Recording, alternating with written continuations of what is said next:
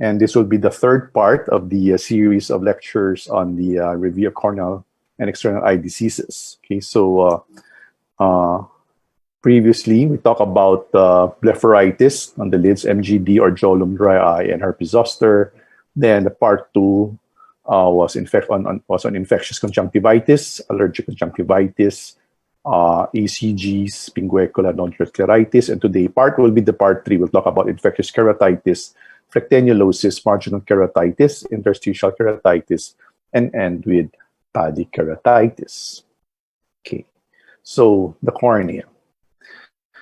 So the most common problem, of course, there are a lot of conditions that is related to the cornea. There are congenital problems, okay, there are acquired problems, there are trauma to the cornea, but we will not be able to cover the entire spectrum of corneal diseases. Okay, so we'll just talk on a few, basically concentrate ourselves on the infectious ones, especially on corneal ulcers, which is a problem that can cause devastating effect if it's not treated early enough or treated properly. So this usually is the, if you're usually a resident, will always refer a patient because they will, let's say that, sir, corneal ulcer, okay, so they all look the same, okay, so what should you do? Because all you can see is an red eye with a corneal opacity. And nowadays, if you're doing teleophthalmology and there's a patient who develop a corneal ulcer and they don't have a slit lamp or a good camera to take the findings on the cornea, you just end up with a cell phone photo with a red eye, with tearing, and with a corneal opacity. So how are you now be able to diagnose, not short of doing a slit lamp and doing scrapings and doing all the other ancillary tests? So it's very important when you're faced with a patient with corneal ulcer to make an etiologic diagnosis. It's not enough to just say patient has a corneal ulcer, a central microbial ulcer, or infectious keratitis. You have to make an etiologic diagnosis. And you can do that based on the history, slit lamp findings, and microbiologic studies. For now, when you do a teleconsult, maybe you just have your history to help you come up, at least narrow down the different types of eye problems, the etiologies that can cause an infectious keratitis. So first, as a rule, the location of the problem of the lesion. Where is the ulcer located? Central corneal ulcers are infectious, while marginal ulcers are inflammatory in etiology. Okay, so as a rule of thumb, kung nasa gitna, okay, para central, it doesn't have to be right at the center. It can be within the central 8 millimeter zone, and you consider that as a central corneal ulcer. And those lesions there, those ulcers there, are usually infectious in origin. Okay, while those are the far periphery, the margins of the cornea, those are usually inflammatory or immune-mediated in etiology. Of course, there are exceptions. Now, one of those, of course, mentioned that before is your gonococcal conjunctivitis, which usually the ulceration starts at the periphery. But you have other very obvious findings in those patients, so it will not be hard to make a diagnosis of gonococcal corneal ulcer in those cases. So this is an example. So if on the left side, the central is how you have a lesion right at the center. So that's a central microbial keratitis. Okay, that is almost always sure that you're dealing with the microorganism causing that problem. And on the right side, you have your peripheral ulcerative keratitis. You have a furrow. Okay, you have a marginal ulcer, or what we call the PUK. Then it could be autoimmune. Usually, it could be rheumatoid arthritis. It could be Murren's, and the long list of autoimmune diseases that could cause peripheral marginal melt of the cornea. Okay, so patients comes in, show you a pic. You saw on the photo they sent maybe by Viber or by Messenger. Okay, a red eye, and then you saw a lesion, a white opacity at the center, with or without hypopyon. least you have a lesion at the center, an opacity. Okay, then if you see that, then you can tell yourself this is most probably infectious.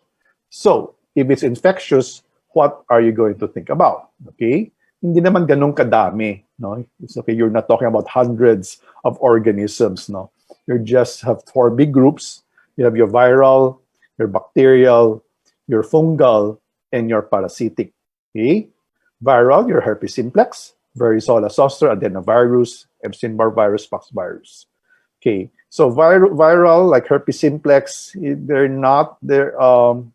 They will not show you a very dense infiltration. No? So you may not actually see a dendrite based on the cell phone photo they will send. So if you don't, then if they see a eye with an opacity, with a white opacity at the center, you actually just have 2 things to think about. Is it bacterial or is fungal? So if it's bacterial, then you think, is it staph? Is it strep? Is it pseudomonas? It is moraxella.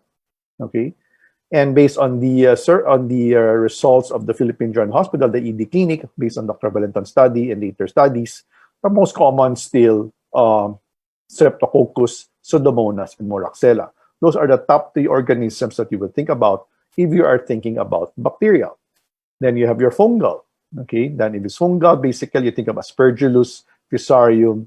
Okay, and not so common will be Candida. But again, 99% of the time, it will be Aspergillus and Fusarium. Acanthamoeba, not that common. Okay, so you don't put that in the first of your list. Okay, patients comes in, red eye with a corneal opacity at the center. Okay, it's acute in onset. Okay, there's blurring of vision, there's foreign body sensation, there's pain. Okay, so probably it's bacterial or fungal. If it's bacteria, just 3 things: strep, pseudomonas, moraxella. Fungal is basically a toss-up between Aspergillus and Fusarium. So yun lang muna ang isipin nyo. No? Those will be your very first impression as far as etiology is concerned. Of course, now you have to talk to the patient. Okay, so you ask the history. So at least in the back of your mind, you're narrowing it down. No? You already have your top choices, and then those not least other etiologies not way up in your list. If it's herpes zoster, usually the history is subacute. Okay, patient have the red eye today. I don't think patient will consult you today if it's herpes simplex. No, it takes a while. There's a red eye. Okay, there's some discomfort. It lasts for a few days. Okay, and there's not much pain because herpes simplex, it affects the nerve. Okay, there is hyposthesia. There is not, if it's at the periphery, they will not bother them because there will be no blurring of vision. Okay, so and then if you're thinking about herpes simplex, there's only one question that you really have to ask. Okay, did you have this exact same problem before? Okay, if there is a previous history of exactly the same problem, okay, then that narrows it down to herpes simplex. And the picture they sent you, you have a red eye, maybe a little, there's no discharge, there's just mild lid swelling, there may be photophobia, okay, but you don't see a dense infiltrate, no? Then the eye is not in pain. The eye is open, no? They are not coming to you with, they will not send you a picture that with the eyes all shut and teary and or in pain, okay? So subacute, no pain, maybe some discomfort, a little irritation or foreign body sensation with redness, okay, in a previous history, then that is very compatible with herpes simplex virus infection. Bacteria is acute, okay? Can have a trauma today, usually sort of associated with trauma, or you wear your contact lens today, you wear it to sleep, the next day the eye's red and there's pain, okay? It's that fast, okay? There it's acute, it's red eye, okay? It's usually located at the center, over the pupillary area, that's why the decrease in vision. Trauma is very important, okay? It's unlike herpes simplex wherein, you don't need trauma to get it because it's already it's in your system. The bacteria doesn't just grow there de novo, okay? Either it has to be brought there or there should be a breakdown of the surface epithelium for the bacteria and then your normal flora there to attach to that denuded area, okay? Then cause an infection, okay? So something has to happen first. So trauma, usually an abrasion or contact lens use, okay? Now, the contact lens may carry the pseudomonas. Okay, it can carry the pseudomonas, and because if it's not used properly, there is microabrasion, and then the pseudomonas can now gain a foothold on the cornea itself and replicate and cause an infection. Or an eye with a previous problem, patients with recurrent corneal erosion, patients with the suture left behind, so patients who have had LASIK before, patients who had bullous keratopathy, corneal decompensation, patients with severe, very severe dry eye, okay, let's say in Stevens-Johnson syndrome, graft versus host disease, or in severe Sjogren's syndrome. There should be something else. No? So it's a sick eye, okay, or a blind eye, okay, with a decompensated cornea, okay. So again, bacterial infectious keratitis will not just develop de novo. Okay, the eye has to be weak. There should be trauma, or there should be associated with the contact lens. Okay, same as fungal. Okay, but the history is a bit different. Okay, if bacteria is quite acute, okay, problem, there is the redness in 1 or 2 days. Patient would already be seeking consult. In fungal, it's smoldering. Okay, they might have trauma today, but they won't really have much symptoms until a few days or after a week later. So if the patients will see you after a week, okay, or will consult you after a week, then maybe it's fungal. Okay, and then there should be there's something has to bring the fungus onto the corneal surface. Okay, so it has the cornea epithelium has to break down again for the fungal fungi to gain a foothold and cause an infection. So very common organic matter. You all know that, no, vegetable matter. Patient's a farmer. Okay, nowadays insect. No, a lot of motorcycle people riding motorcycles now. Okay, and then they've got insects into the eye. Probably not so much now in the city, but in the provinces. Okay, when there are a lot of trees and vegetation. No, okay, there are a lot of insects in the on the road. No, so this can inadvertently get into their eye. No, if they do not have a shield on or the helmet on or with the visor down. Okay, and they can get hit. Have insects hit the cornea and again bring fungal elements into the cornea. Okay, or a lot of times, we have patients with no known trauma, parang wala, no matter what we ask, every little bit we dig, wala rin, pero kung wala, tapos it's chronic, okay, it's smoldering, okay, then maybe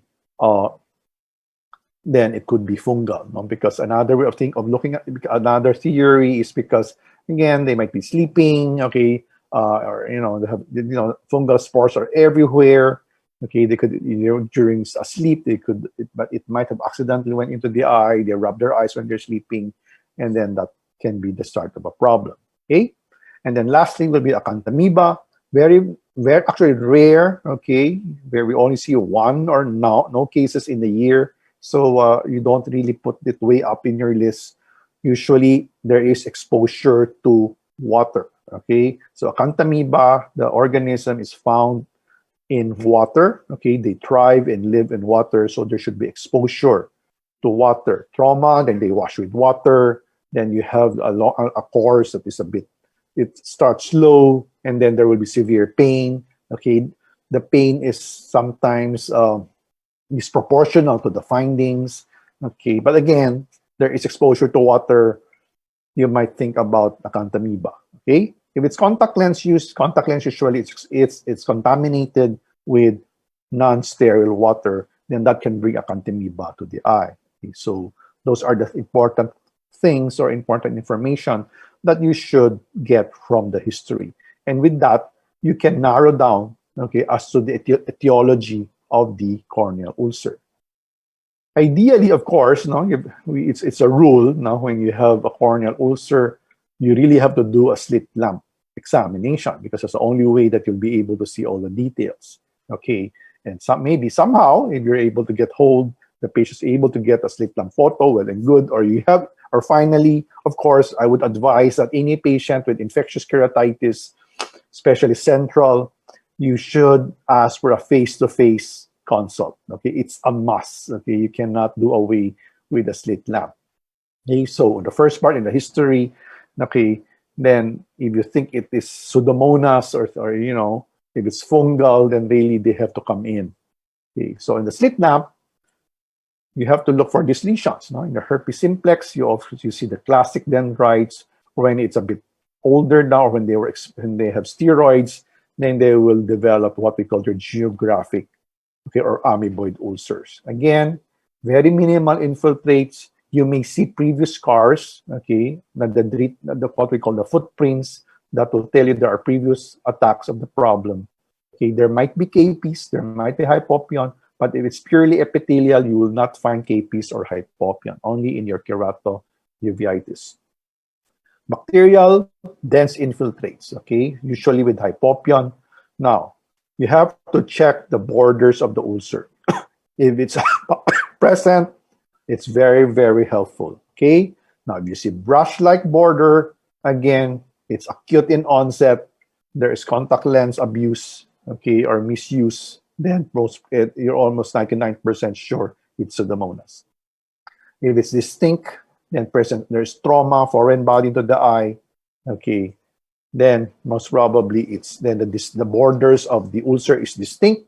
It's probably strep, staph, okay, or your moraxella. Now, if the infiltrate is advancing means one area is healing and one other area is progressing. That's why they call it advancing. Okay, advancing doesn't apply. All of them will be advancing. Now, if you don't treat them, it will become bigger. Okay, but we don't use the word advancing for those. Those are just progressing. Okay, those ulcers progress. But if you say advancing, one part is healing, the other part is active, okay, and getting worse, then you call that an advancing border. Okay, we'll have some pictures. So, of course, your dendrite, you stain with fluorescein, you stain with rose bengal, and you see this branching pattern, okay, with a terminal bulb. No? The tip, there should be a blunt tip, okay? The end should be blunt. Okay, you have a terminal bulb because you have to differentiate this from your pseudodendrite. A corneal abrasion, it heals, then they will always form a epithelial healing line, no? That you might mistake for a dendrite, okay? But if there is no bulb, if it's no terminal bulbs, then most probably it's not, okay? And don't forget, now you always have to check for corneal sensation, okay? More often, okay, and not, no, the corneal sensation will be less than normal, okay?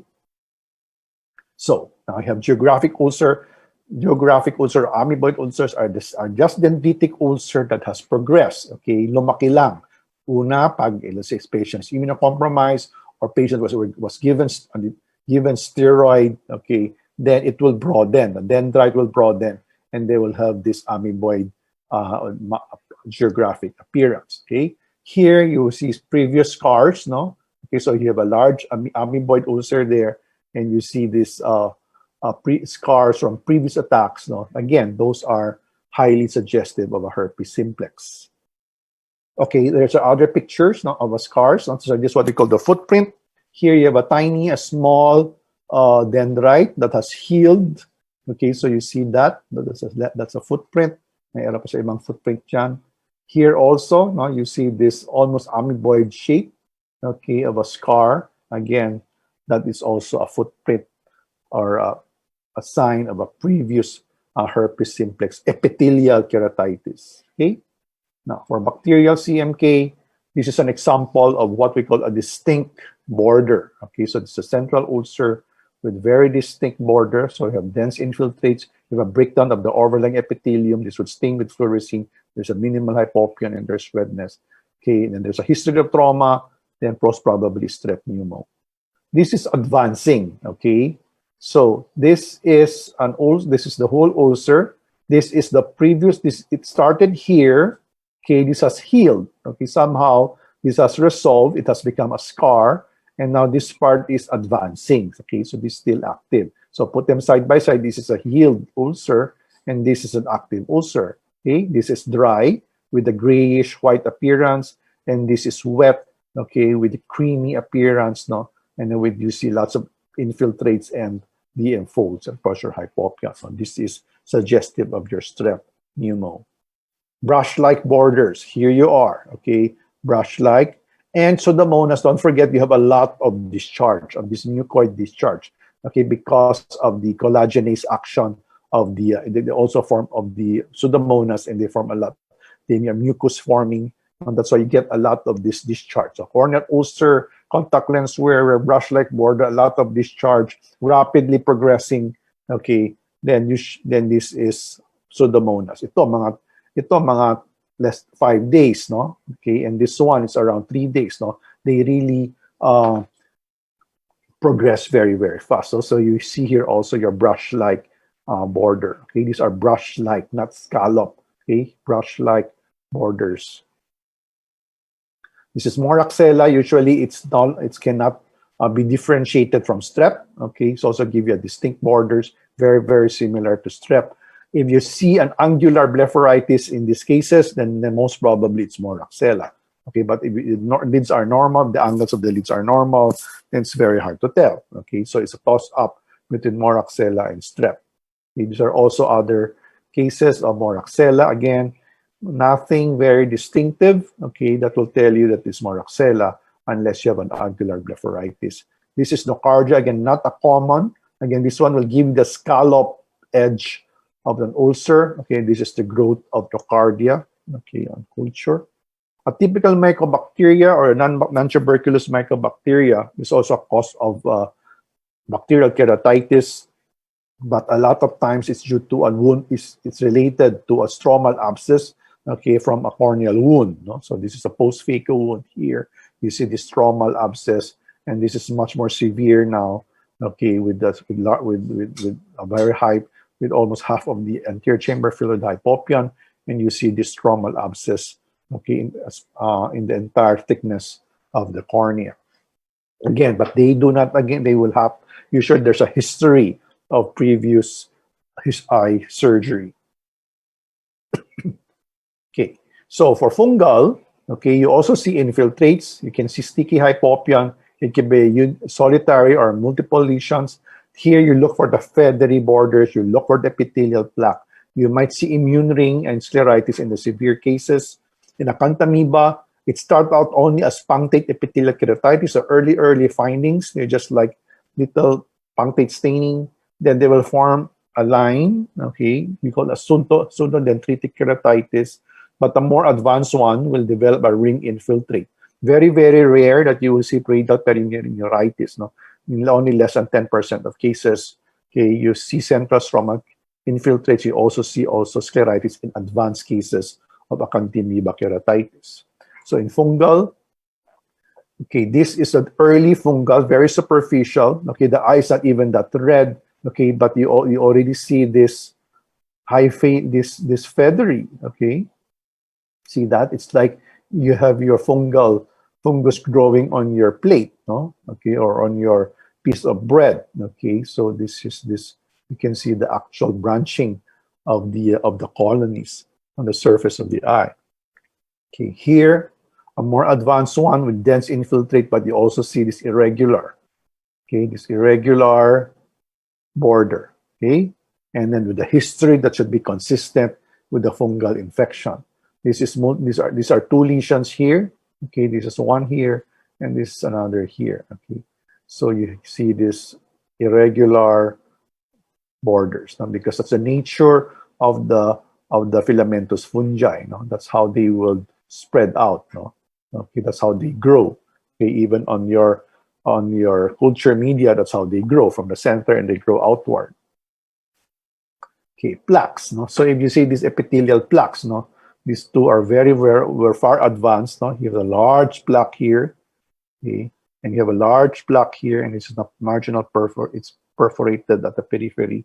So these are you see this, no, almost always, no, it is related to your fungal keratitis.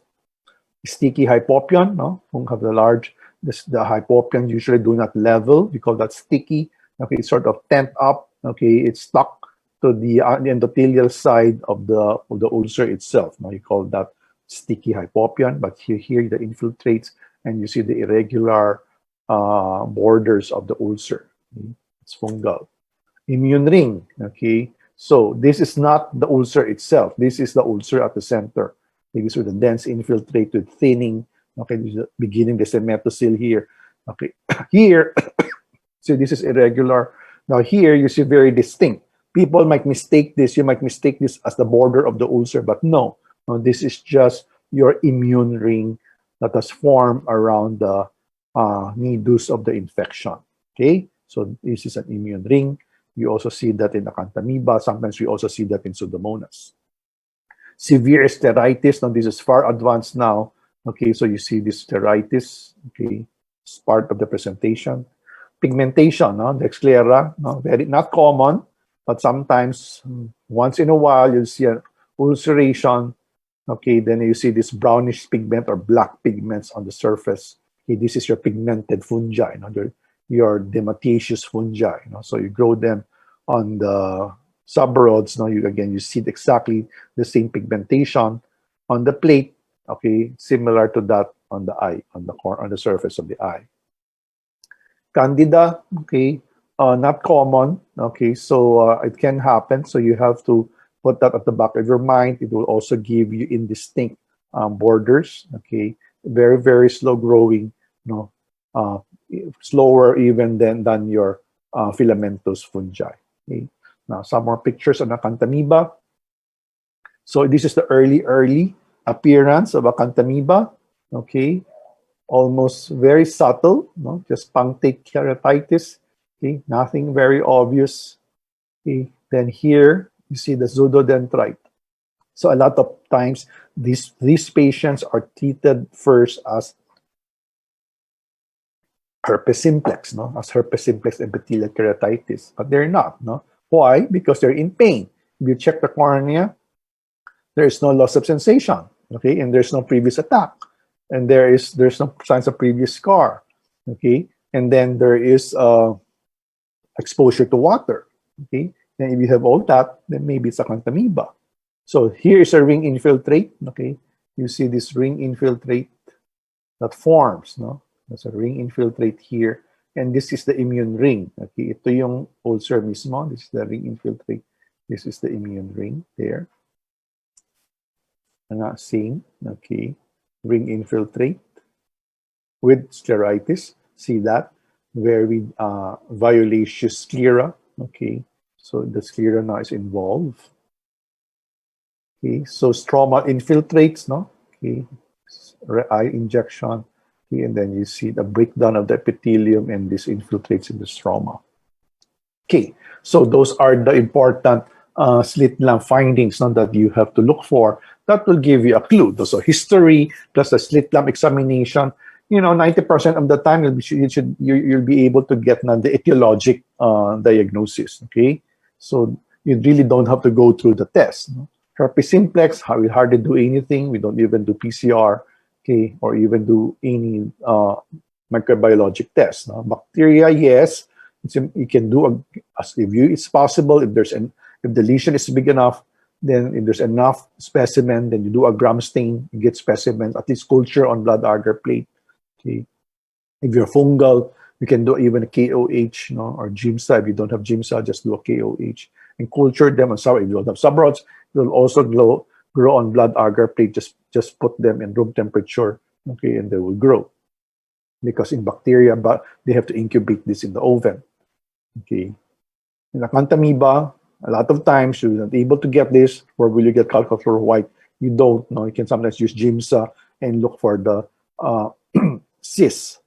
Okay, and if you don't have a good lab, no, they don't even be able. You won't be able to do a non-nutrient agar E. coli overlay. Okay, so usually you end up just based on the history and based on your clinical findings. No, you need to make this in order to make the etiologic diagnosis. Okay, so again, the tests, if ever, the minimum gram stain, KOH, culture and blood agar plate. Okay, at the very minimum.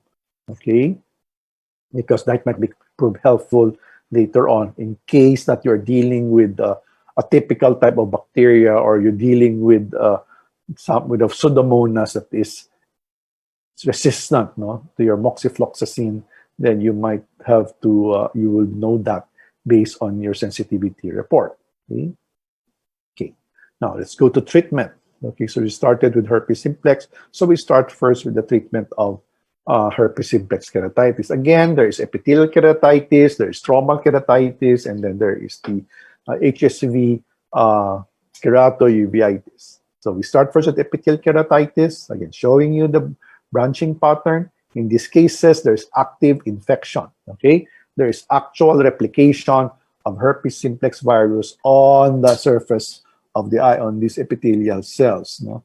Okay, because they will follow the nerve and they will infect the epithelial cell, okay, then will infect the next cell, and then they progress, okay? So this is there's active replication of the virus. So all the time, at the very minimum, you have to give topical acyclovir or topical gancyclovir. Okay, that's it. That's the only thing that you should give. Okay, do not give antibiotic. Don't have to give. If the patient cannot buy anything else, just make sure you give acyclovir or gancyclovir. Okay.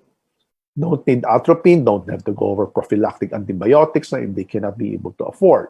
Okay? So dosage 4 to 5 times per day, okay, 4 to 5 times per day, and taper once epithelium is healed. No? Once you don't see staining anymore, then you start to taper. Okay, do not put them on prolonged acyclovir and gancyclovir because they can become toxic. Okay, so usually the course is around 1 to 2 weeks, no? And that's it. Now, if you have to give them steroids, normally if the periphery don't, let it just form a scar, that's fine. But if it's over at the visual axis, you're afraid you might form a dense scar, you can give a very mild topical steroid, but you do not stop your antiviral. You overlap it. If it's 4 times a day antiviral, you also give 4 times a day steroids and then slowly taper them off, okay, until the eye is nice and quiet. There's no need to give for oral acyclovir for 1 episode, okay, or the first episode of HSV epithelial keratitis. Okay. Now another manifestation is your stromal keratitis. So kasama na dito yung non-necrotizing, necrotizing, and then endotheliitis. Okay, so they give you this edema of the corneal stroma. Okay, and then if it has been there for more than 2 weeks, you will start to have vessels growing into it. No? That's a very important clue. Okay, so every little thing, every little sign is a clue. And you see vessels, 2 weeks na yan. Okay, in the first 2 weeks, you will not see blood vessels growing into the stroma. You stain them, the overlying cornea is intact, epithelium is intact. You do not see staining. Maybe you see just microcystic edema, and that's it. Okay, so this is a non-necrotizing type. Okay, a very rare form is a necrotizing type. No, okay, this is partially treated. Okay, so but you can still see the area that has necrosis or at the center. The periphery has started to heal. Okay, see, and then the vessels are here now again because it is more than 2 weeks. Okay. Now this endotheliitis. Now, how this differentiates stromal from endotheliitis? You look for the KPs, okay? So this is diffuse, and this will be the disciform, okay? Diffuse endotheliitis lahat, white to white. Then you have a disciform, okay? Just that area, that around coin shape lesion at the center. There's edema, okay? And then you see keratic precipitates now on the endothelium behind the area, the affected area. Then you call that your herpes simplex virus endotheliitis. Okay. Okay. But if you can tell, sometimes the edema is so thick, you couldn't see the KPs. That's no problem because the treatment is exactly the same. Okay. So don't forget, you still have to give your topical antiviral, but you have to give steroids here. No? So that's first. You have to give steroids here. No? That's the most important, okay? Together with topical acyclovir or gancyclovir. And at the minimum 4 times. Now, usually I will start with 6 times a day. Okay? 6 times a day, taper weekly over a month, or till keratitis clear. No? It takes a while, okay? So 6 times a day, then taper weekly over a month. And do not And again, taper accordingly. No? If you're tapering off your steroid, you taper off the antiviral or the same frequency.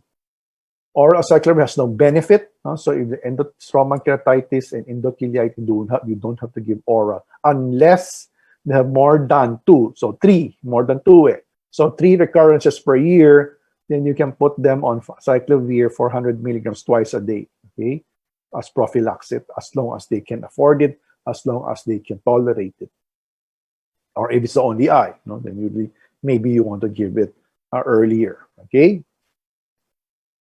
Now, sometimes you see this kind of pictures, magulo, okay? May ulcer, okay? Pseudomonas ba yan? Strep ba yan? Okay, fungal ba yan? May hypopyon pa, nako, baka may end-off na. Of course not.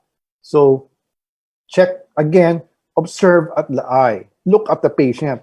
If the eye is wide open, okay, they are not in severe pain, okay, but you see this lesion that looks really bad, then you think of herpes simplex keratitis. Okay, that's an important clue. Okay, if it's fungal, if it's pseudomonas, if it's strep, okay, masakit, no, masakit yon. But anytime it's herpes simplex, there's not much pain. No? So despite the severe appearance on their slit lamp on the cornea, okay, they will not come into you with a very, very painful eye. Okay, so you see these lesions and hypopyon, KPs, you know, magulo atsura. Okay, then you think of herpes keratitis, especially if there is hyposthesia. Okay, this is one of those. Again, you know, you look at it, gulo, no? Okay, makula, or there is severe edema, and then there is panus formation. There is breakdown epithelium. When you look at the eufluorescein, okay, you have disorder. Is it geographic or not? I'm not sure. Okay, hindi naman siya bukang dendritic. Okay, but if you check the corneal sensation, it's almost absent. Of course, there's also hypopyon there. Okay, then you ask the history, previous attack, blah blah blah.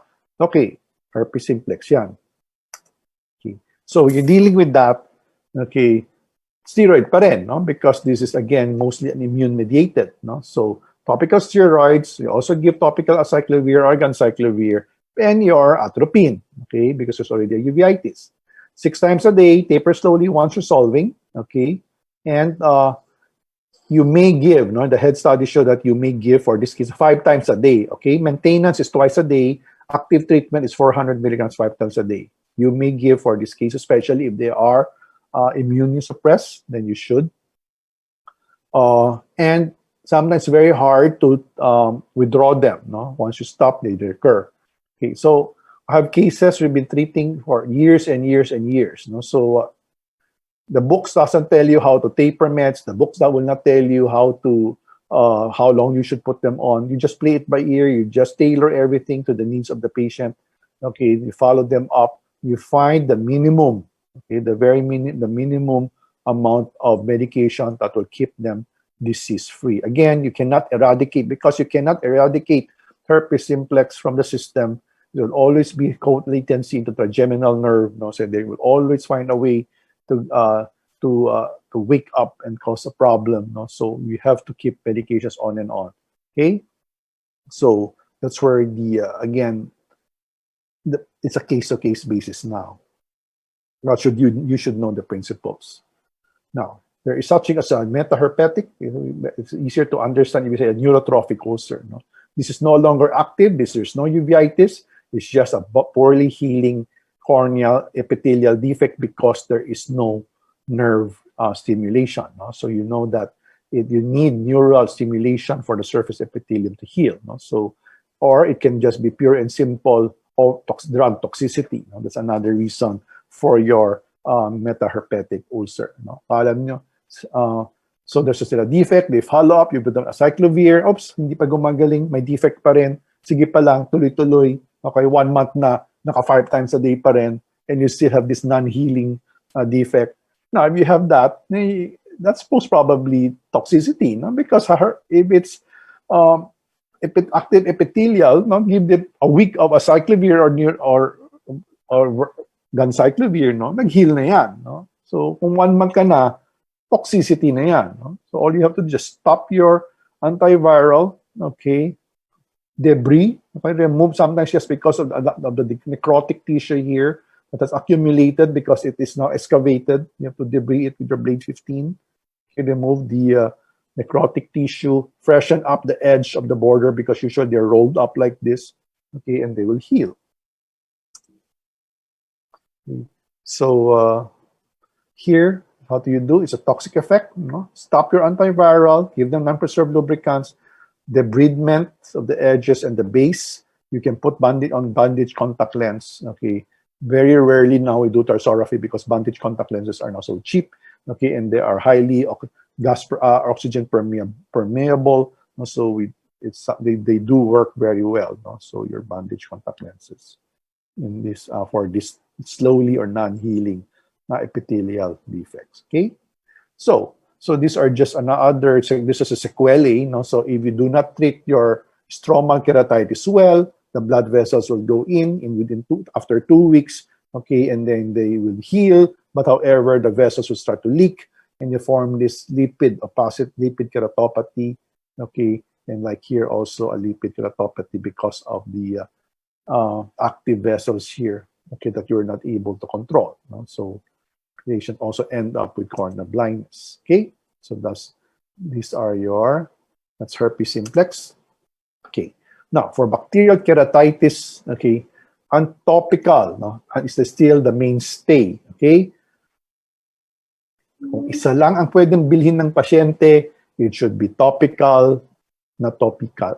Should be topical antibiotics. Okay, no need for oral. Okay, you do not have to give them coamoxiclav or whatever.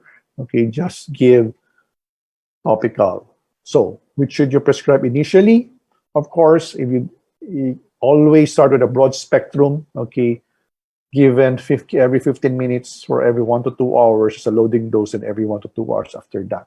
So nowadays, no, we always choose 4th gen fluoroquinolones. Okay, very rarely now we give a combination or fortified antibiotic because multiple studies have shown the 4th generation fluoroquinolone or the newer generation fluoroquinolone are as good, okay, or even better than the other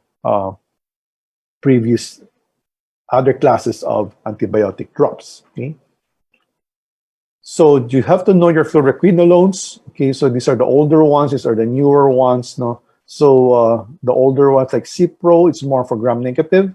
Okay, but the Levo, the Moxie, and Gatti, they're more now for gram-positive. Of course, they have effect on your gram-negative, but more on the gram-positive. Okay, because before, we really had not much option no, for the treatment of gram-positive organisms. But nowadays, you take staph and strep, no, okay, with the newer generation fluoroquinolone. Okay, so if your bacterial keratitis is improving with your empirical therapy, okay, then just continue, no, and taper very gradually. Okay, but if it's not improving, what do you mean by not improving?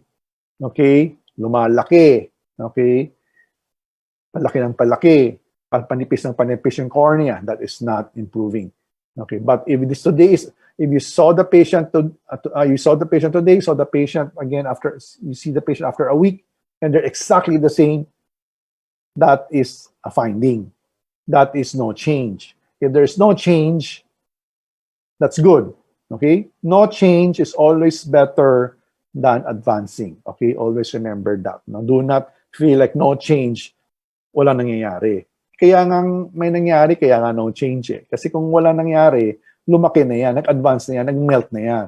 Okay? So maybe you just have to, maybe you're underdosing, maybe kulang, no, or there's toxicity. So madami ibang reasons. But I think no change is better than advancing or progressing. Okay? It should be progressing. Okay? So always check, no, compliance is very important. It's very difficult, no? It's hard to give medications every 15 minutes, no? So it's every hour pa, or maybe for the first day it's fine, but the second day, okay, they won't do it much. By the third day, no, kulang-kulang na yan, okay? So, or then that's why you also need your culture sensitivity, because you have to look at it and might be dealing with resistance. Very real, very problem, no? We have a problem, no, with resistance, no? So it's wiser to do culture and have some specimens sent for culture and sensitivity. Okay. It used to be, no, that they say that fortified antibiotics give a higher therapeutic antibiotics, but again, it's no longer true. Okay, but if you really want, there's still the initial options of cefazolin and tobramycin. Then the alternative therapy is vancomycin and or ceftazidime. Okay, so but it takes it's hassle to make this, so usually you don't give unless you're dealing the organism is resistant to all the available, commercially available newer generation fluoroquinolone. Don't forget to give your atropine. Okay, in some cases, if compliance is a problem, you might want to give some conjunctival antibiotics, no, as a depot. At least there's something rather than they can put in the drops. Okay, always monitor the size of defect. That's why you all need a baseline. No? Need a baseline. After if you don't scrape, at least what you have on baseline. If you scrape, you then measure again, no? And that's your baseline. No? And you use that to monitor if the defect is healing or not. The very first thing that would heal will always be the epithelium. Okay, that's the first thing that will grow smaller. Okay, the hypopyon will take a while. Do not expect the hypopyon to go away. Okay, as fast as the healing of the epithelial defect. Okay, sometimes you have to wait for the epithelium to totally close before the hypopyon will go away. Okay, as long as it's not increasing in height, that's fine. The redness, kung may hypopyon pa yan, may redness pa yan. No? So next, pag nawala na yung nag-heal na surface, nawala na yung hypopyon, tsaka lang mawawala yung redness. Okay, do not expect everything to disappear at the same time. Now, steroids. Okay, I do not give steroids while it's active. I only give steroids once the epithelium is healed. Okay, but I do not stop the antibiotic. Okay, now if the cornea perforates, which is we see a lot of this at PGH. Okay, if there's a blind eye, then it's conservative treatment, or you can want to put a tissue glue if the perforation is small. If there's the cornea available, they can do a flap, especially if the perforation is the periphery, just like in gonococcal. Or if your cornea is available, then you do a patch graft, a lamellar graft, or a PKP, because the penetrating keratoplasty is at the same time therapeutic. It's not only for tectonic reason. A lot of times it's also therapeutic. You remove all this, the organism. Sometimes it's not the organism. Sometimes it's sterile na yan eh. It's just there's too much necrotic tissue, so much cytokine, so much inflammatory cells there, okay, that the eye refuses to heal. No? So it's the healing now that is, it's the immune response, and that's causing the problem. So you just have to remove those from the eye by doing a therapeutic keratoplasty. Okay? Now, for fungal, hindi naman end of the road. No? So fungal, a lot of times, actually there are a lot of fungals out there that heal on its own. Okay? So because the superficial lang, there's a tears there, it washes it away, and or their own immune response, okay, will eradicate the fungus from the surface of the eye. Okay, the main problems are those given steroids. Those are the ones that will really make the fungus, the fungi, go into a moderate to advanced state by giving steroids. Okay, so please, when you are not sure, please do not give steroids, because it's like adding fuel to the fire. You give steroids in cases of fungal keratitis. Now, if the ulcer is small, it's less than 5 millimeter, okay, usually topical antifungal will work. Sometimes hindi pa nga, sometimes debridement alone, it will work. Okay, so basta maliit.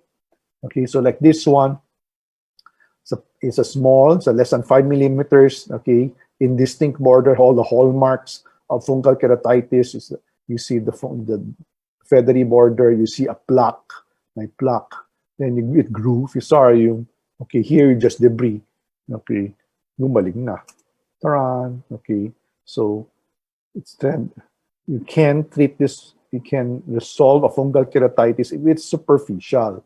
Okay, ang problema kasi kung naging stromal, because your antifungal agent will not penetrate, okay, into the, so they are large molecules, no? They're very, very poor tissue absorption. No? So wala kang therapeutic level of the fungus, of the antifungal agent in the stroma. So you do not want them to go into the stroma. So we do frequent keratectomy, okay, that will allow, that's at the same time decreasing the load, and sometimes that will help with the penetration of the antifungal agent. Natamycin, anything, it's always natamycin. Always think of natamycin. Okay, good for Fusarium, good for Aspergillus. Okay, good also for Candida. No, so natamycin, well, amphotericin is better for Candida, but again, natamycin will also work. No, so natamycin, 5% is always your first line. Okay, so others options will be amphotericin B, hardly done anymore because it's toxic. It's hard to keep. Okay, and they become very unstable. And voriconazole is another second choice. Now, from natamycin or your voriconazole. Now, usually you just choose between these two. Okay, very often 1 drop every 15 minutes round the clock at the start. Okay, again, because why there is no tissue penetration, no, they don't form a depot. It's really by contact. No? So that's why you have to put it very often. It acts on contact to the fungus. No? So you want to flood the ocular surface with the antifungal agent. In severe cases, as there's perforation, you might want to give oral antifungal. Yeah, but again, avoid steroids at all costs. Okay, no matter what, do not give steroids if you are dealing with the fungal keratitis. Now, if it's very moderate to severe, usually it's impossible to treat with topical. No, you really should prepare the patient now for surgery. So you try pa rin, sterilize as much as you can, but prepare. You know, you have to do now a therapeutic graft. Okay, this is Aspergillus, very severe. Okay, almost close now to the periphery. Okay, it perforated. Okay, it melted down because of the cytokine. No, okay, it caused the cornea to necrose, and then goodbye cornea. Okay, actually this is almost sterile. Then you do a graft. Okay, like so.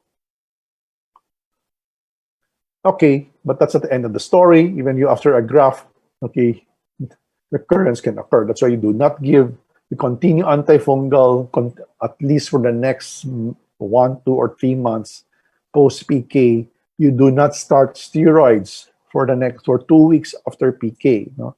Because if you give steroids, this occurrence can occur. Okay, but after 2 weeks, kung wala off steroids, still antifungal but no signs of recurrence, then that's the only time you start giving your your steroid drops. No, so this is a recurrence, but sometimes you end up with this. Okay, so again, a total of the entire cornea has been eaten up now by the fungi. So that's the end of the line for this eye. Okay, Acanthamoeba, pain out of proportion of corneal findings. Then that will be sign. Ring infiltrate. Those will be your important clues. Okay, don't look for perineuritis now because you will not see them. They're not very common and they do not respond. Hindi na gumaling sa antiviral, hindi na gumaling sa bacteria, antibiotic. Maybe it's Acanthamoeba. Okay? So you look for the cyst. This is from the scraping. This is from in the tissue. For the cyst. So the aim of therapy is both the therapy should be trophocidal and cystocidal. That's why we give combination. Okay? Because a trophozoid is easy to kill. Now, it's a cyst that they hard to kill. The problem is if you have trophozoid and you give your amoeba drops, no, then they will, because they're not in a toxic environment, they form into cysts, no, and then they are very resistant, okay, to the drugs. Okay? So that's why treatment should include, I should have PHMB or your chlorhexidine. No, it's harder to make PHMB. Chlorhexidine is more available. Okay, or you have your propamidine. Usually, at the very minimum, propamidine and your chlorhexidine. Okay, and you have to follow treatment for at least 6 months. You do not stop anti-amoeba drops, okay, for at least 6 months, or else it will recur because of the cysts. You don't know where the cysts are. Okay, you only need one cyst to become to activate and then to replicate, and then you're back to square one. So this is Brolin. You have the drops form, and then you have your ointment form. Okay, this is a over-the-counter medications. No, very very old. Okay, this is like your, parang Imotosa in the Commonwealth, in the British region, in the Commonwealth. Meron yan, no? Easy to get that. Okay, this is your PHMB. It's a pool cleaner. Okay, so you can use that and formulate it to 0.02%. Okay, mahirap, no? Ilang dilution yan. Okay, or your chlorhexidine. Okay, so PKP is not a cure. Okay, this is a patient who had 5 PKs, 5. Okay, due to Acanthamoeba, but the previous surgeon kept on doing a PK, it kept on recurring, then did the PK again, and it recurred. Okay, 5. Okay, of course, nag-recur. So patient transferred. Okay, then of course, we treated the patient with anti-amoebic drops because with the 5 PKs, there was no anti-amoebic drops. No? So see, you still have cysts. Okay, maski na necrotic na yung cornea, may cysts pa rin. Okay, so always remember, put anti-amoeba. Once quiet, then if it perforates, then you can do a PK. If you're on PK, tuloy pa rin, no, for 6 months. Do not stop. Okay. Dr. Valenton had advocated the use of supportive therapy. Ito kasi it's hard. It's hard to get PHMB or chlorhexidine, okay, topical, no. So sometimes you just let the patient's own immune system take over. Okay, so this is an example of the patient. Okay, this is during the first visit. Now 1 month later, okay, mukhang nag-worsen. Okay, looks worsen. There's a large defect, infiltrate in the throat. Okay, no anti-amoebic medicine pa rin. By the 2 months later, looks like it's better. It's improving. The defect is smaller. By 3 months, surely, by this time we can actually say patient is healing. Okay, the defect is much smaller. Okay, this has scarred the periphery. By the 5th month, lumipalalo, scarred na yung gilid. Still, no anti-amoebic drops. Okay, by 1 year, patient will end up with this central scar. Okay, so not only this is not a fluke. We had 4, 5, or 6 patients treated this way. Okay, and they healed. No? So that's an option. Okay, now you can only do this when you don't have steroids. Okay, but maybe because this patient never had steroids, that's why this can happen. But in cases that were treated with steroids, just like your fungal keratitis, it will be a different story. Okay. All right. So that ends on the infectious keratitis. So we'll proceed to the other types of corneal lesions. No, flectinulosis versus marginal ulcer. Okay. Okay. Next slide. So, flectens, okay? Flectens versus marginal ulcer. These are nodules. Now, flectens are nodules usually located at the limbus, but they may occur at the cornea and conjunctiva, while marginal ulcer are infiltrates or ulcers at the peripheral cornea. There's no clear zone between the lesion and the limbus because they straddle the limbus. While marginal ulcers, there's a clear zone between the lesion and the limbus. Here, vascularization is very prominent. Here, usually absent at the start, okay? But later on, they can form. But at the start, kasi flecten start lang. Ang dami ng vessels. Ito halos wala. Now, this is T-cell hypersensitivity reaction, type 4. This is an antigen-antibody reaction. There's a difference between the two. Okay, so to put the picture side by side, this is a flecten. See that? It's a nodule. Okay, that hasn't ruptured. No? So it straddles the limbus. And these are marginal ulcers, no? Usually inferior because they're highly related to staph. Okay, and there's a clear zone. Okay, these are immune-mediated etiologies. No? Flectens, number 1 pa rin tuberculosis, that can be due to staph, Haemophilus, etc., etc., etc., etc. Marginal ulcer, staph ang number 1. Basta most common, flecten in the Philippines, TB. Marginal ulcer, most common, staph. Okay, then you have the rest, Haemophilus, Rep, but staph pa rin ang pinaka-common. Okay. TB flecten, okay, so we call this a wandering flecten because a corneal flecten. Of course, it started at the periphery, it's just that it wasn't treated. Okay, then it proceeded to the center. Okay, just today, I just saw another patient, no? Very long time. Usually, I hardly see any flecten in private practice, but here's a private patient. Okay, seen in March and by another doc. I don't know, not an ophtha, but given fusidic acid only. Okay, and because of the lockdown, was difficult to consult. And finally, the redness did not go away. So after 5 months, so the patient had exactly almost nasa 8 o'clock naman. Ito nasa 2 o'clock. Exactly the same. Okay, flecten that has grown over the has reached the pupillary area. Okay, usually kung ito yung TB yan. Staph. Okay, usually inferior. Okay, flectens. Okay.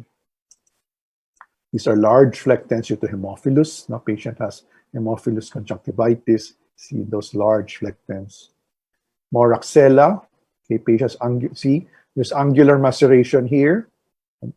Then now patient had here an ulcer, has flectenulosis conjunctival. Now these are marginal infiltrates due to staph. Okay, pwede superiorly. Okay, here see that 1, 2, 3, 4. Multiple. Usually multiple. Yeah. Okay, so that's due to staph. Okay, this is marginal ulcer right there. Moraxella. Moraxella, pwede both, no? Flecten and marginal ulcer. Again, look, macerated angle, macerated angle.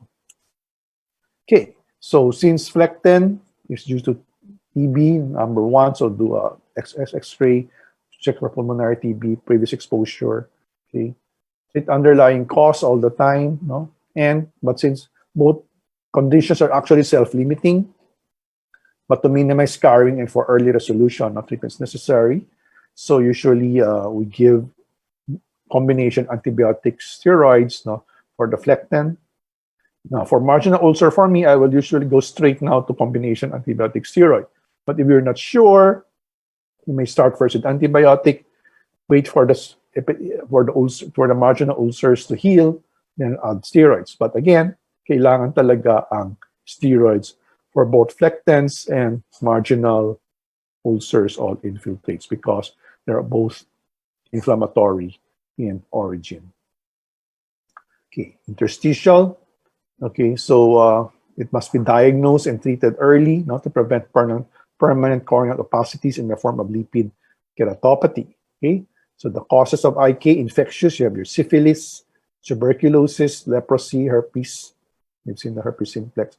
Tuberculosis, we have a lot of that. Syphilis, not so much now. Of course, not infectious, your Kogan syndrome. It was just presented as a case by recently. Sarcoidosis, lymphoma. Now, TB. Okay, these are. So, in active, what is active? Namumula. Okay, dapat mapula. Pag walang redness, hindi siya active. So, here you go. Okay, sometimes they have concomitant scleritis, but that is congestion.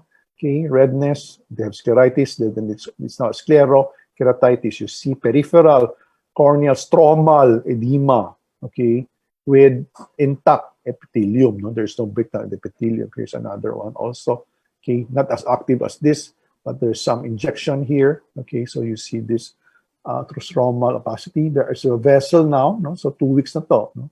So my vessels na grow. Okay. So if we do not treat them, vessels will grow into the stroma and they will leak. They will lay down lipid to develop now a severe lipid keratopathy, causing permanent, causing corneal blindness. This is herpes. This is herpes zoster. This is herpes simplex. Okay, so they cause because of the blood vessel. No? The problem is the blood vessel.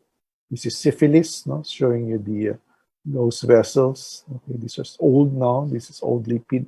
These are just lipid that has laid down. You can form a ring type. No, this is syphilis IK. Sequelae na to. No, hindi na to yung active. So when it's active, again, steroids still the mainstay. Look for the underlying cause. Okay, cycloplegic also. Sometimes you give triamcinolone injection because you have a depot. Now, you have to treat the vessel. There are many ways now. Used to be we do laser vascular. Now you can do cannulation. Now you can do burn them. Okay, but with very, very fine cautery, wet field cauteries. Okay, but to improve vision, now you can do the keratoplasty. If you can do a dock, the best is still to a dock. Okay, if the especially if it's not full thickness lipid keratopathy. Okay, so in order to restore the vision. Okay, we're almost done. It's almost 9:30. Okay, so formers with the corneal opacities, no, it's not always fungal, no. So, but again, I mean, nowadays we don't see much of this anymore. I don't know if the patient, the practitioners out in the rice growing regions of the country, like Nueva Ecija, Pampanga, okay, if they still see paddy keratitis, no, because it's been a while, no, I haven't seen paddy at PGH for a long, long time. Okay, but the history, there's called Demers nummular keratitis. Usually there's a history of mud splash from the rice field, no, and then most common, blurring of vision is the most common complaint. Usually almost always multiple lesions, no, multiple lesions, no, to 10 to 10T at the anterior to full stromal thickness, no, the diameters are 1 to 2 millimeters, no. Okay, again, there is stromal edema, but intact epithelium. Adjacent lesions may coalesce, okay, form a larger lesion or form an immune ring. Okay, so this is an example of paddy multiple nummular lesions. No, these two can coalesce, but use these round lesions where there's a periphery, even at the central part of the cornea. That's paddy keratitis. With this, but rice farmer, no, it's the rice. You cannot just be any farmer. You have to grow rice. Okay, so here's another one that's coalesce. No, there are several lesions. Here there are 3 lesions side by side. No, it's paddy. Okay, more of that here. So this has healed. So they form a scar. Okay, at the center when it heals. So when they're not treated, there's a necrosis. The core will necrose and then form a dense scar. We try to look for the cause. No, we did with Rainier. We did the biopsy. Okay, from 4 cases, we tested for HSV and EBV because it can just do EBV, the nummular, okay, negative by PCR. Okay, but that was a long time ago. We also did electron microscopy of these specimens. Again, it did not reveal anything abnormal. Okay, so I don't know. Exact theology is still unknown. We tried. So the treatment, okay, so again, delayed treatment can lead to permanent corneal scar. So you treat them early. Steroids pa rin because it's immune mediated. It might have an infectious etiology, but steroid is still the mainstay. So then 4 to 6 times a day for 2 to 4 weeks, usually a month, no? Okay, you can even up to 8 weeks. In some cases, we give triamcinolone, okay, especially if they have more than 20 lesions, no? And para mas mabilis mag-resolve. Okay, sometimes it can recur on withdrawal of steroids. Okay, so again, if you see them, think about them. If they are not yet to paddy, your EBV, your Epstein-Barr virus, will also present the same way, especially, but they will not have a history of mud splash. No, you see, maybe if you have a patient from the city, okay, walang history of a rice farm, and then you nummular lesions, and they have a history of flu-like symptoms a few weeks back, and you have nummular lesion, think of Epstein-Barr virus, okay? Because it can be due to that also. And they usually, the clinical manifestation or the state lab examining findings are almost exactly the same. Okay, so that is the end of the corneal lecture. So that also ends the series. There are other things that we don't have to discuss, pterygium, yun na kasi kailangan, and all of that, okay? Unless you want a part 4. Okay, that's it. Thank you.